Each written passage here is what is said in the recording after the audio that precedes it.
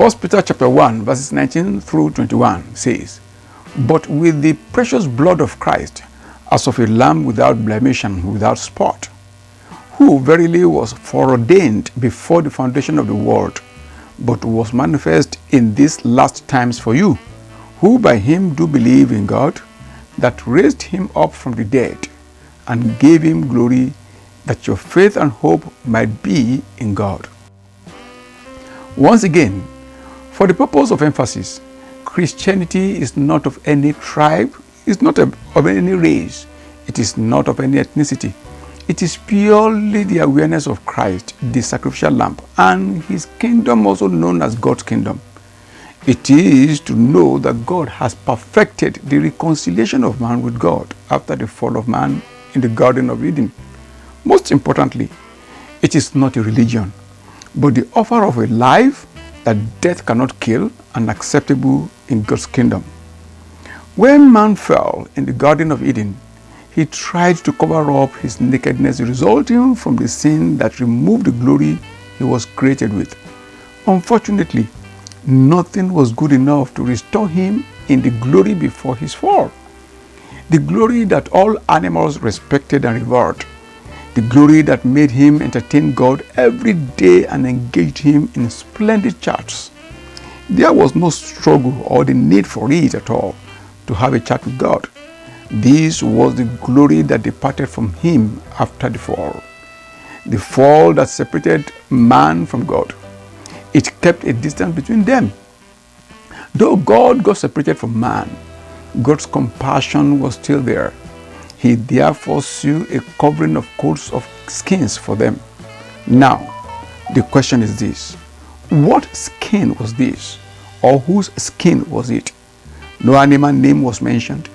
No human being was mentioned. No life was lost to get the skin. Definitely, the coat of skin was not figurative, but a reality.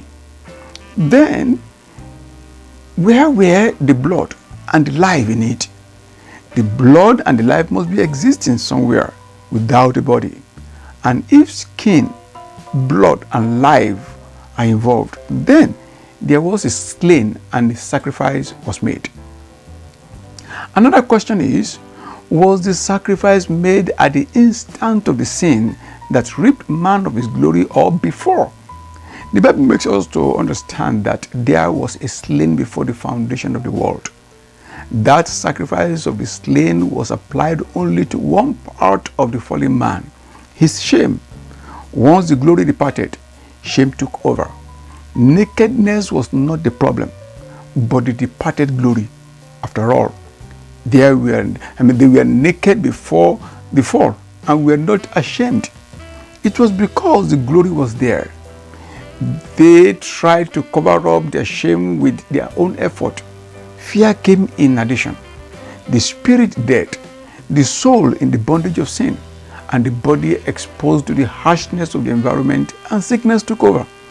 The animals that used to love them suddenly saw them as enemies. They were driven out of the garden and banished. God, in his kindness, gave them the skin of the slain world, not the blood and the life in the world. All that was left of God with them were the coats of skins. They were to put it on all the time in place of leaves as a shield. The skins as what should be their covering from shame, a shield from danger. This applies to us these days. We make mistakes. Many times we try to cover it up, not to become a shame in the glare of others, and end up in adding sin to sin. Are you trying to cover up your shame in your own schemes or by your own schemes? You may be adding sin to sin. Turn to the Word of God in prayer. The blood and the life in it will be our next talk in the next clip. If the Lord tarry in his coming.